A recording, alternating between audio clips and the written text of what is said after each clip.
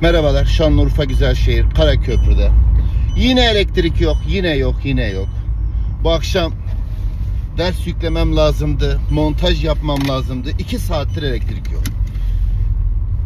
Yaklaşık 5 dakika sonra online dersim başlayacak. Elektrik gelir diye bekliyorum. Elektrik gelmiyor.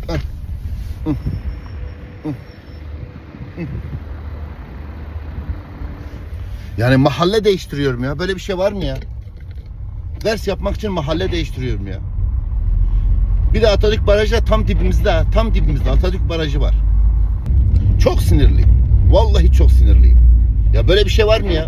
Adamlara ben ne diyeceğim online derste? Arkadaşlar elektriğimiz yok. Böyle bir rezillik var mı ya?